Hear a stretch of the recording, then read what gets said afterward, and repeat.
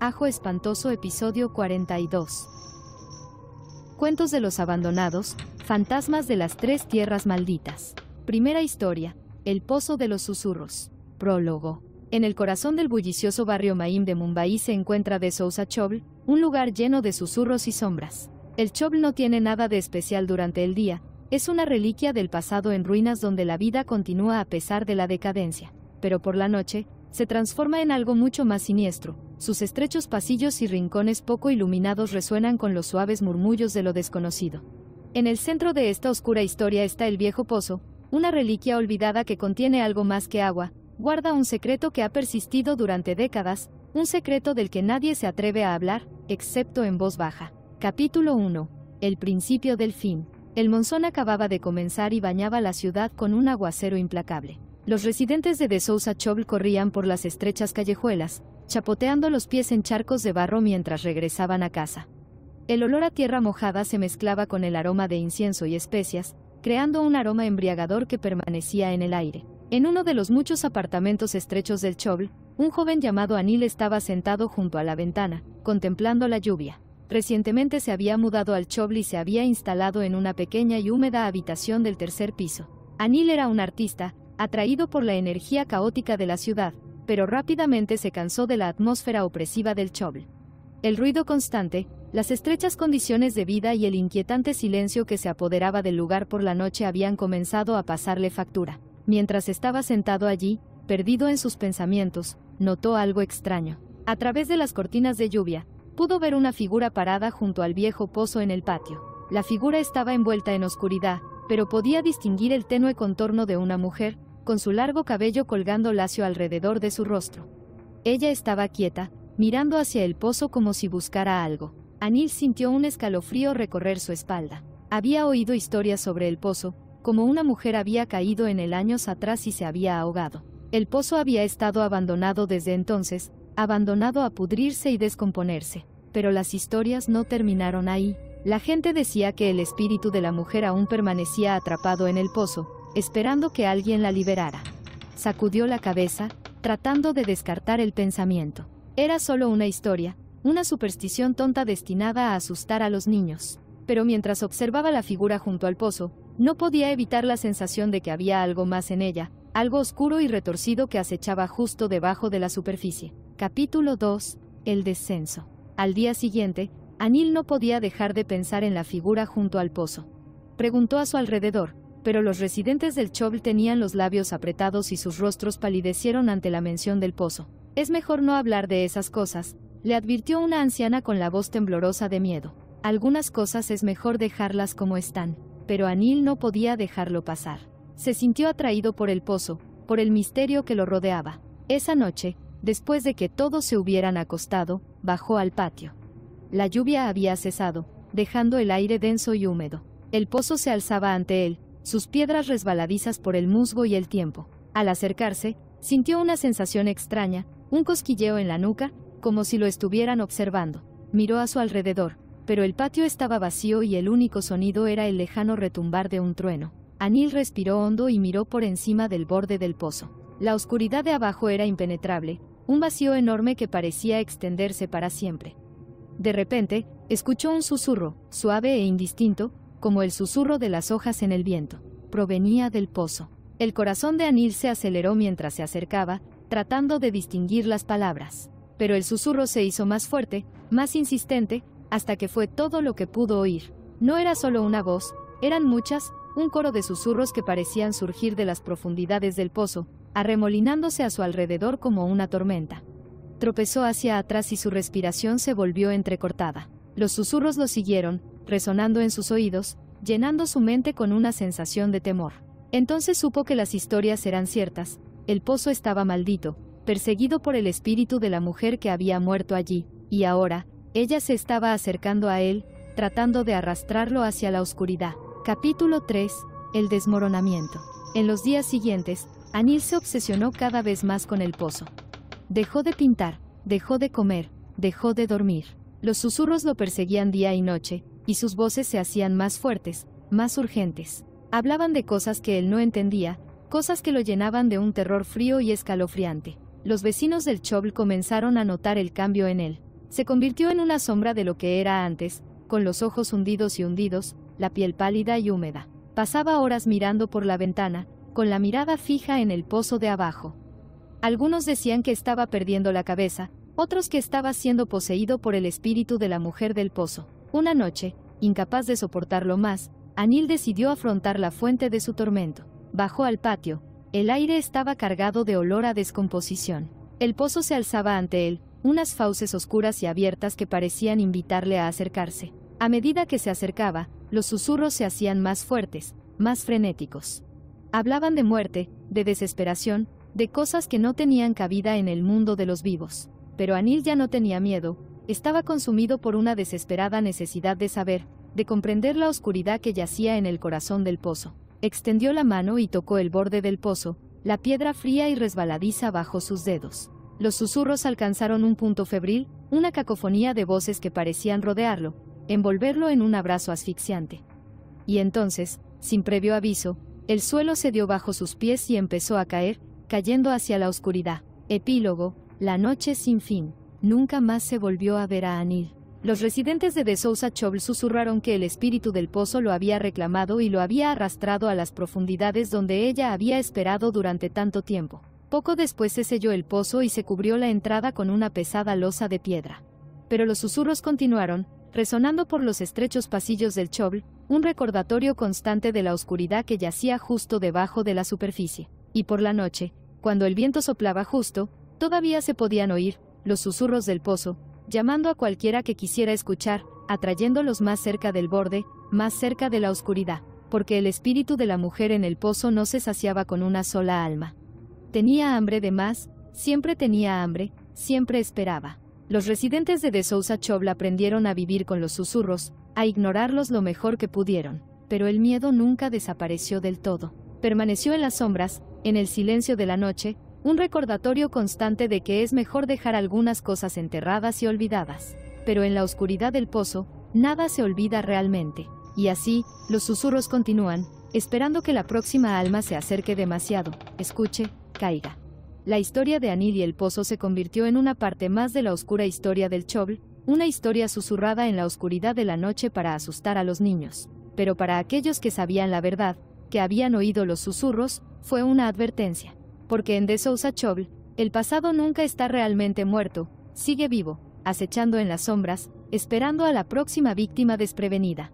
Fin de El Pozo de los Susurros. Segunda historia, La Maldición Carmesí. Prólogo. En un remoto pueblo ruso, donde los inviernos son largos y las noches se alargan sin fin, existía una escalofriante leyenda transmitida de generación en generación.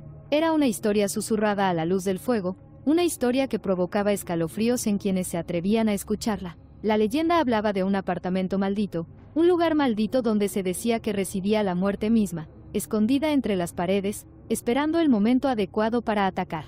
Esta es la historia de Crimson Curse, la historia de una familia que se mudó a un nuevo hogar, solo para encontrarse atrapada por una fuerza malévola, una entidad que habitaba dentro de los mismos muros de su nueva morada. La maldición se manifestó como una mancha roja en la pared, una marca que se volvería más brillante con cada vida que reclamaba, hasta que no quedó nadie para contar la historia. Capítulo 1. Un nuevo comienzo. La familia Ivanov había estado buscando un nuevo lugar donde vivir, un nuevo comienzo después de años de dificultades.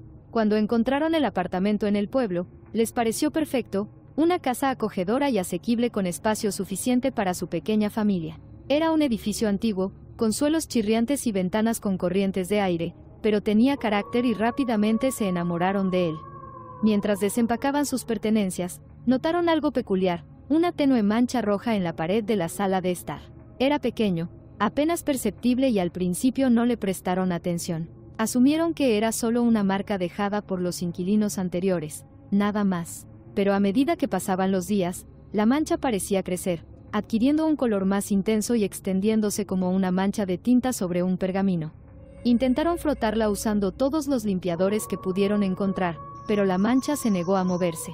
Frustrados, decidieron cubrirlo con papel tapiz, con la esperanza de ocultar la antiestética mancha. Esa noche, mientras se instalaban en su nuevo hogar, una sensación de inquietud comenzó a invadir sus corazones. El pueblo estaba inquietantemente silencioso, el único sonido era el aullido del viento afuera.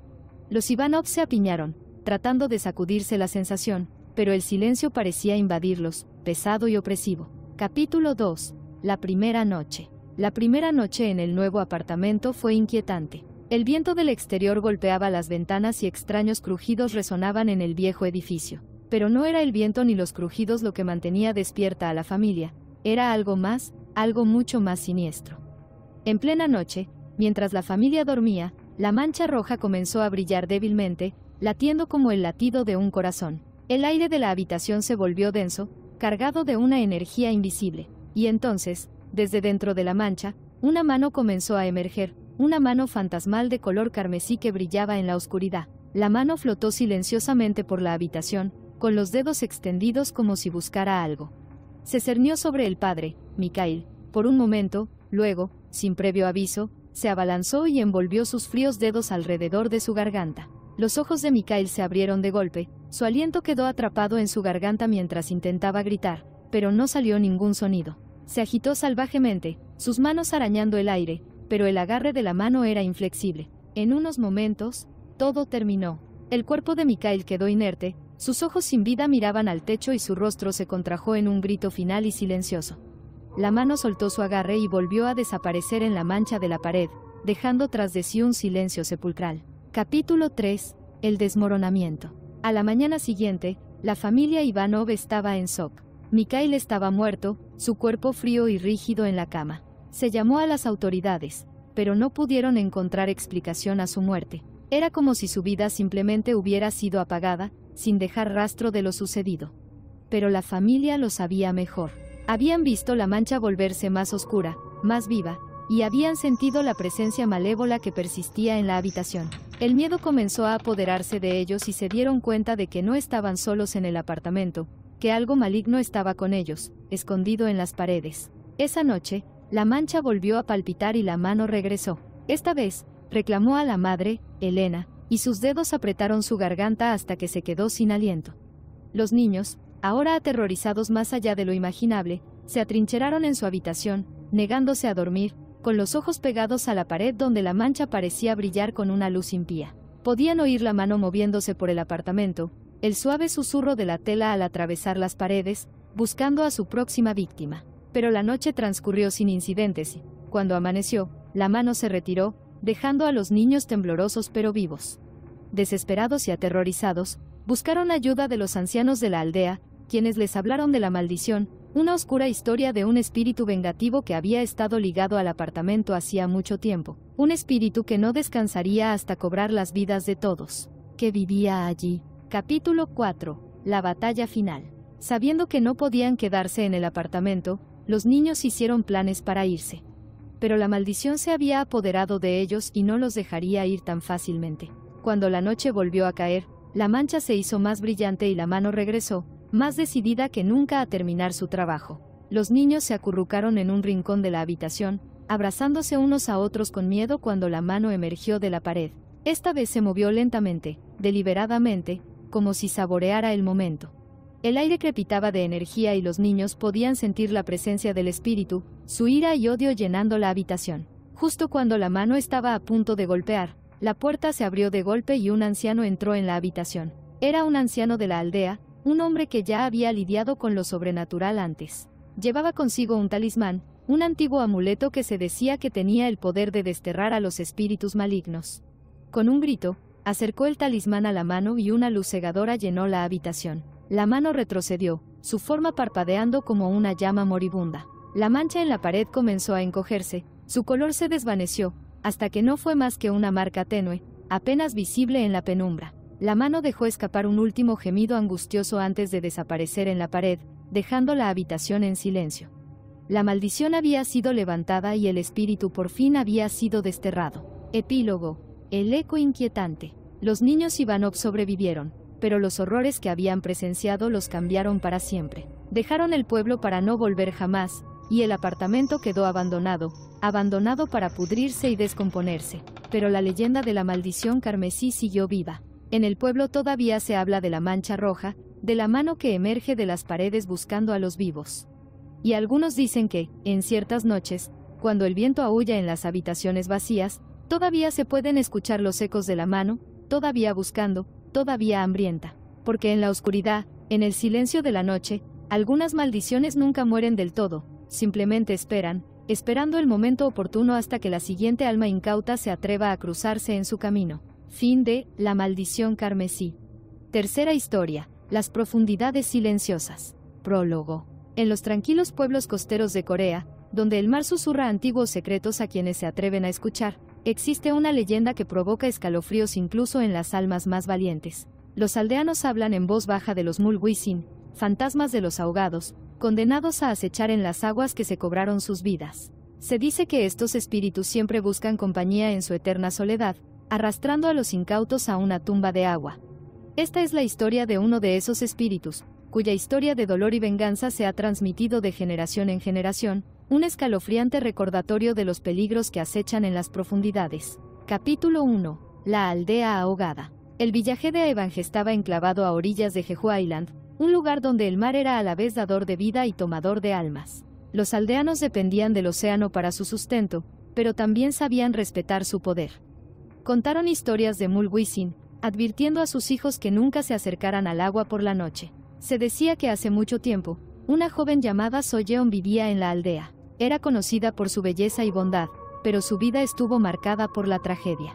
Una noche de tormenta, el prometido de Soyeon, un pescador, se perdió en el mar. Desconsolada, vagó por las costas en busca de alguna señal de él. Los días se convirtieron en semanas, pero no había rastro de su cuerpo. Incapaz de soportar el dolor, Soyeon se arrojó al océano con la esperanza de unirse a su amado en la muerte. Pero el mar, al parecer, no fue tan misericordioso. Su cuerpo nunca fue recuperado y poco después empezaron a suceder cosas extrañas en el pueblo. Los pescadores hablaban de haber visto una figura pálida en el agua, con su largo cabello ondeando como algas y sus ojos llenos de tristeza e ira. Capítulo 2. La primera víctima. Pasaron los años y la historia de Soyeon se convirtió en una advertencia, una historia de fantasmas para asustar a los niños. Pero el mulwisin no era una mera historia. Era muy real y era solo cuestión de tiempo antes de que volviera a ocurrir. Una tarde de verano, un grupo de adolescentes decidió nadar en el mar bajo la luz de la luna llena. Entre ellos estaba Hyun, un chico conocido por su espíritu aventurero. Haciendo caso omiso de las advertencias de los ancianos de la aldea, nadó más adentro del agua, riéndose cuando sus amigos le pidieron que regresara. Mientras Hyun nadaba, sintió que algo rozaba su pierna. Al principio pensó que eran solo algas, pero luego las sintió de nuevo, esta vez más fuertes. Miró hacia abajo y su corazón se congeló. Una mano pálida, fría y húmeda, le rodeó el tobillo y lo empujó hacia abajo. Luchó, pataleó y se retorció, pero el agarre de la mano era inflexible. El pánico se apoderó de él cuando lo arrastraron bajo el agua. Sus amigos, al escuchar sus gritos, se apresuraron a ayudar, pero cuando llegaron hasta él, ya era demasiado tarde. El cuerpo de Hyun nunca fue encontrado y los aldeanos sabían que mulwisin se había cobrado otra víctima. Capítulo 3. El creciente miedo. La muerte de Hyun conmocionó a todo el pueblo. Los ancianos hablaron de la maldición, de cómo el espíritu de Soyeon no descansaría hasta que ella hubiera tomado suficientes almas para llenar el vacío dejado por su amor perdido. Los aldeanos desconfiaron del mar y lo evitaron siempre que pudieron. Pero el mulwisin no estaba limitado únicamente al océano. Podía aparecer en cualquier masa de agua, desde ríos hasta lagos, e incluso en las bañeras de víctimas desprevenidas. Pronto, más personas empezaron a desaparecer. Un pescador, una anciana, un niño pequeño. Todos fueron secuestrados por mulwisin. Cada vez, el agua fue el último lugar donde fueron vistos. El miedo se apoderó de la aldea y algunos incluso abandonaron sus hogares con la esperanza de escapar de la maldición. Pero el alcance del mulwisin era largo y nadie estaba a salvo. Se decía que en las noches de tormenta, cuando el viento aullaba y las olas chocaban contra la orilla, se podían escuchar los gritos tristes de Soyeon llevados por el viento, un sonido que provocaba escalofríos en todos los que lo escuchaban. Capítulo 4. La confrontación final. Los aldeanos sabían que tenían que actuar antes de que mulwisin cobrara más vidas. Se dirigieron a la chamán, una anciana que había vivido en el pueblo desde que todos tenían uso de razón. Era conocida por su conocimiento de lo sobrenatural y los aldeanos esperaban que pudiera poner fin a la maldición. El chamán preparó un ritual para apaciguar el espíritu de Soyeon. Era una tarea peligrosa, ya que mulwisin estaba impulsado por la ira y la tristeza, emociones que no se calmaban fácilmente. La noche del ritual, los aldeanos se reunieron en la orilla, con el rostro pálido de miedo. La chamán entonó antiguas oraciones y su voz se elevó por encima del sonido de las olas. Llamó a Soyeon y le rogó que encontrara la paz y dejara ir su ira. Por un momento, el mar quedó en silencio y parecía que el ritual había funcionado. Pero entonces, desde las profundidades del océano, surgió la forma fantasmal de Soyeon. Sus ojos estaban llenos de una luz sobrenatural, su cabello flotaba como zarcillos oscuros a su alrededor. Los aldeanos jadearon de terror cuando ella se acercó al chamán, su expresión era una mezcla de tristeza y rabia. La chamán se mantuvo firme y continuó cantando, pero Mulguisin no se dejó influir. Con un grito que atravesó la noche, Soyeon extendió sus largos brazos de forma antinatural y agarró a la chamán, empujándola hacia el agua.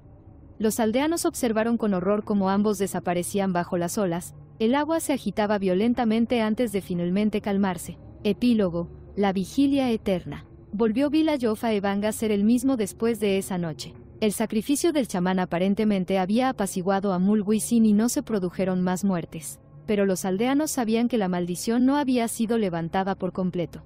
El mar todavía estaba encantado, y algunas noches, cuando había luna llena y el viento amainaba, podían ver una figura pálida parada en la orilla, observando, esperando. Se siguió contando la leyenda del Mulguisin, una historia de amor, pérdida y el control inquebrantable del pasado. Los aldeanos sabían que mientras existiera el mar, también existiría Mulguisin, siempre buscando a aquellos que se atrevían a aventurarse demasiado cerca de la orilla del agua. Porque en las profundidades del océano, donde la luz nunca llega, los espíritus de los ahogados esperan, con las manos extendidas, listos para atraer a los vivos a su frío abrazo. Fin de Las profundidades silenciosas. El fin.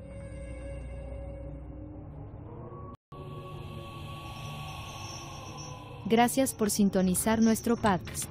Si disfrutaste nuestra exploración de fantasmas, criaturas míticas y leyendas urbanas, compártela con tus amigos. No olvides suscribirte para ver más episodios emocionantes. Hasta la próxima, mis queridos oyentes.